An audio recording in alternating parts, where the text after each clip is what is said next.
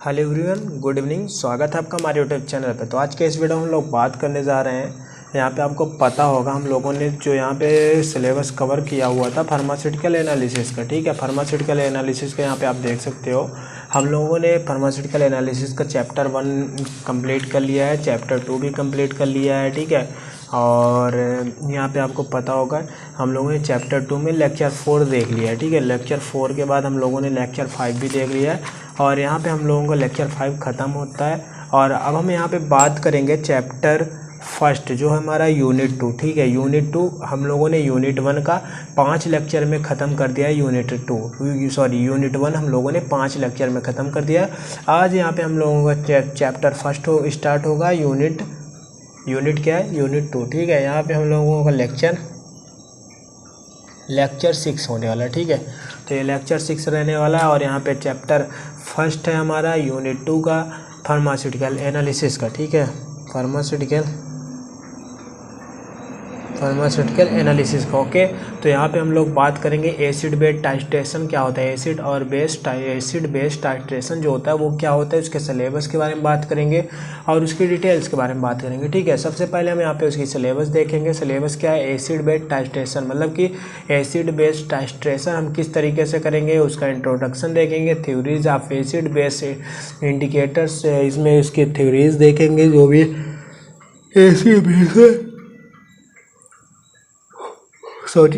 Acid base जो है उसका थ्योरीज देखेंगे। यहाँ पे क्लासिफिकेशन देखेंगे, ठीक है।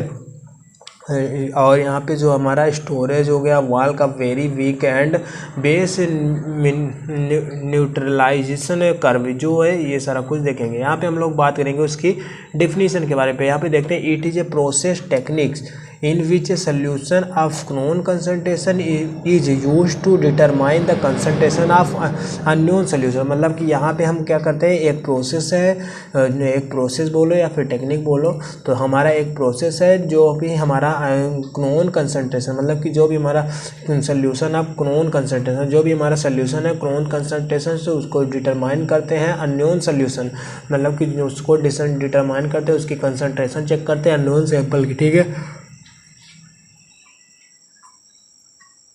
यहाँ पे हम बात करेंगे जैसे कि हमारा कोई नोन कंसंट्रेशन, मतलब कि जो भी हमारा, मान लो आप क्या करोगे, आप क्या कैसे पहचानोगे। मान लो मैं हूँ, ठीक है, यहाँ पे मैं हूँ, ठीक है। मेरे बाद मेरा एक दोस्त है, ठीक है। दोस्त को तो मैं जानता हूँ लेकिन उसका जो फ्रेंड है मैं उसको नहीं जानता, समझ गए। एक मिनट, माना कि मैं यहाँ पे मैं हूँ, ठीक है। यहाँ पे मैं हूँ, ओके। और यहाँ पे मेरा दोस्त है, मैं इसको तो जानता हूँ लेकिन इसका जो फ्रेंड है मैं उसको नहीं जानता। तो मैं कैसे उसको जानूँगा? मैं तो मैं हूँ ना, तो मैं उसको कैसे जानूँगा? इसके द्वारा। तो मतलब इसको तो मैं जानता हूँ, ये हमारा स्टैंडर्ड हो गया और ये हमारा सैंपल हो गया, ओके। ये हमारा स्टैंडर्ड हो गया और ये हमारा सैंपल हो गया। तो हम क्या करेंगे, इससे इसको कंपेयर करेंगे, तब तो हम इसको जान पाएंगे ना, समझ गए। तो ये क्या, यही मतलब यहाँ पे कहने का मतलब है कि मान लो हमारे पास एक ऐसा सैंपल है जिसे हम जानते हैं। मान लो बोले तो जैसे आप फार्मा इंडस्ट्री की बात करें तो फार्मा इंडस्ट्री में क्या होता है, सबसे पहले हमारा आरएस होता है। यहाँ पे लिख दूँ लेकिन इसको आप नोट डाउन मत करना, जो चीज़ें यहाँ पे लिखी है उसको नोट डाउन करना अपने। मैं यहाँ पे आपको समझाने के लिए इसको कर रहा हूँ, ठीक है। तो यहाँ पे एक मिनट मैं इधर समझा देता हूँ आपको, मैं यहाँ पे आपको समझा देता हूँ।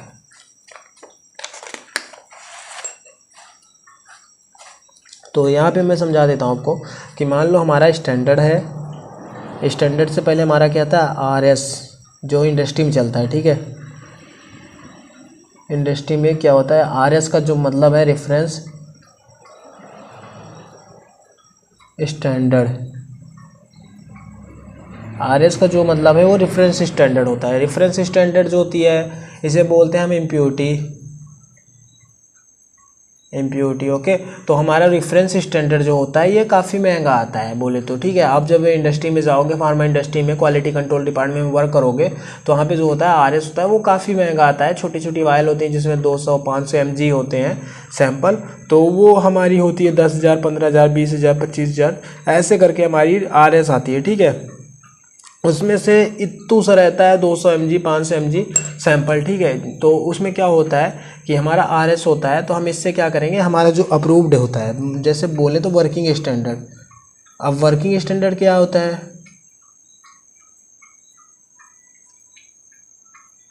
वर्किंग स्टैंडर्ड हमारा क्या होता है, देखिए यहाँ पे वर्किंग स्टैंडर्ड मैं बताता हूँ आपको। देखो जैसे मैंने क्या किया, एक सैंपल लिया, ठीक है, मान लो हमारा ऑक्जेली मान लेते हो,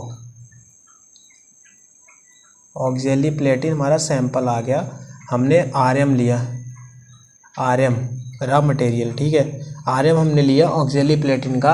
हम क्या किए, ऑक्जेली प्लेटिन जो हमारा RM है, हम इसको ये RS जो हमारा होता है, ये हमारा इंडियन फार्माकोपिया, यूनाइटेड फार्माकोपिया से ये हमारा जस्टिफाइड होता है, ये कि हम क्वालिफाइड होता है कि हाँ हमने ये हमारा जो है ऑक्जेली का, ऑक्जेली प्लेटिन का RS है, मैंने इस ये हमारा पास है, ठीक है। तो हम क्या करेंगे, ऑक्जेली प्लेटिन जैसे मान लो हमारा सैंपल आ गया, हम यहाँ पे RS लिए, RS लेके हम इसको इसकी आइडेंटिफिकेशन करेंगे। आइडेंटिफिकेशन एक टेस्ट होता है जो हमारे RM में होता है,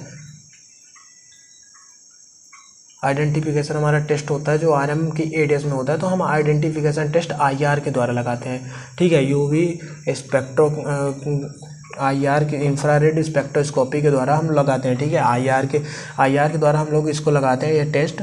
तो हम क्या करेंगे, इससे जो हमारा ये है RS से, ये हमारा RS से हम इसको जो हमारा सैंपल है हम इसको कंपेयर करेंगे। जब इसको हम कंपेयर करेंगे तो ये हमारा पास हो जाएगा। जब ये हमारा पास होगा ना, तो हम इसको ही HPLC पे लगाएंगे, ठीक है, HPLC पे हम इसको क्वालिफाइड करेंगे, ठीक है। क्वालिफाइड करने के बाद हम इसको रख लेंगे वर्किंग स्टैंडर्ड, ठीक है, वर्किंग स्टैंडर्ड।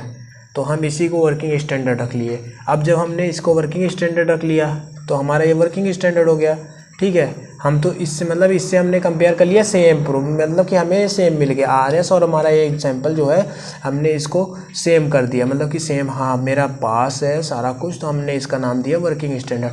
अब क्या करेंगे हम, जब हमारे पास अगली बार ऑक्जेली प्लेटिन आएगा, जब अगली बार हमारे पास ऑक्जेली प्लेटिन आएगा तो हमें क्या करना है, हमें तो फिर इसकी ज़रूरत नहीं पड़ेगी ना, RS तो भाई महंगा आता है, तो हमें तो इसकी ज़रूरत पड़ेगी नहीं। फिर हम वर्किंग स्टैंडर्ड हमारे पास है ये वाला जो मैंने क्वालिफाइड किया था। नेक्स्ट हमारा ऑक्जेली आ गया, नेक्स्ट हमारा ऑक्जेली प्लेटिन जब RM आया तो हमने क्या किया, इस वर्किंग स्टैंडर्ड से इसको कंपेयर किया। जब हमारा इस वर्किंग स्टैंडर्ड से हम इसको कंपेयर किया, ये हमारा पास या फेल जो भी है, तो अगर यहाँ पे हमारा पास होता है, ठीक है, यहाँ पे हमारा पास होता है, तो हम मान गए कि हाँ ये हमारा सैंपल सही है, ओके।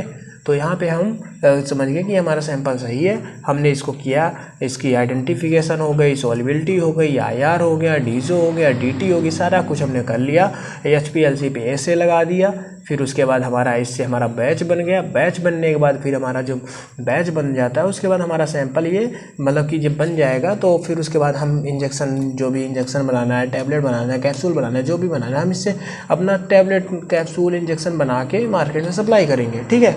तो ये होता है हमारा इसका प्रोसेस। इसको भी आपको इंडस्ट्री के बारे में भी आपको समझाऊंगा, पर धीरे धीरे सारा कुछ धीरे धीरे आपको समझ में आएगा, लेकिन सीरियल बाय सीरियल चलेंगे, ठीक है। यहाँ पे हमने थोड़ा सा समझा दिया आपको, और यहाँ पे हमारा जो मेन प्रोसेस ये आता है, ठीक है।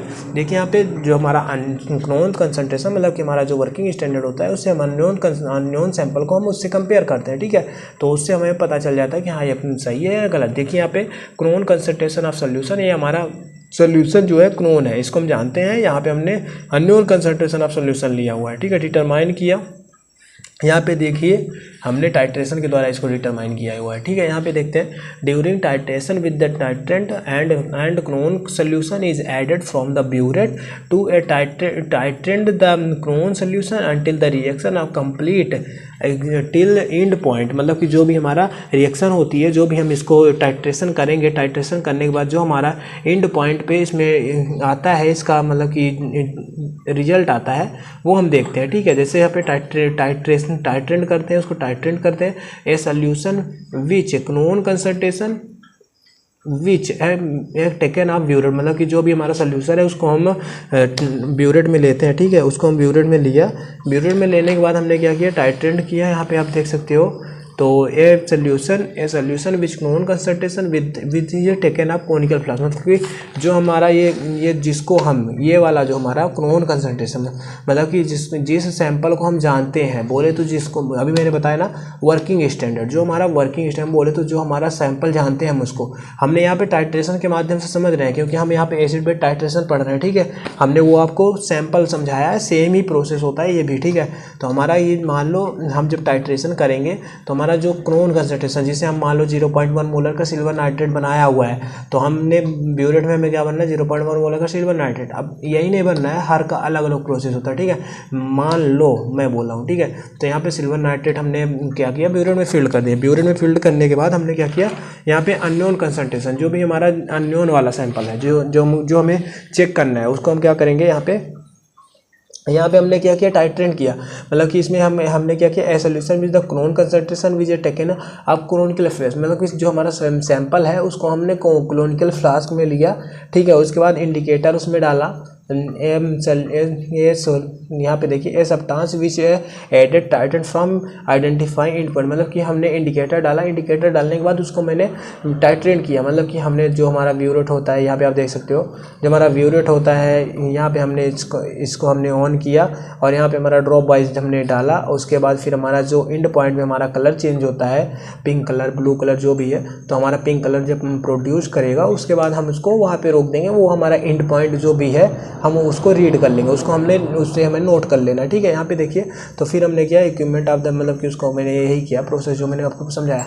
तो यहाँ पे हमारा इसको हम बोलते हैं ब्यूरेट। ठीक है, और ये हमारा टाइट्रेशन है इक्विपमेंट। यहाँ पे हमारा जो है कोनिकल फ्लास्क हो गया, और ये इसमें जो हमारा भरा है और अननोन सैंपल है जो हम एनालिसिस या टाइट्रेशन करते हैं, तो यहाँ पे हमारा अननोन सैंपल होता है। ओके, यहाँ पे हमारा क्लोन कंसंट्रेशन वाला जो ब्यूरेट में भरा होता है वो हमारा क्लोन कंसंट्रेशन वाला सैंपल भरा होता है। ओके, और ये हमारा इंडिकेटर है। इंडिकेटर हम अपने कोनिकल फ्लास्क में जब हम सैंपल बनाते हैं उसमें हम 1 या 2 ड्रॉप डाल देते हैं, 1 ml या 2 ml। ओके, तो यहाँ पे डाल के फिर हमें उसको टाइट्रेशन करना है। ठीक है, समझ गए।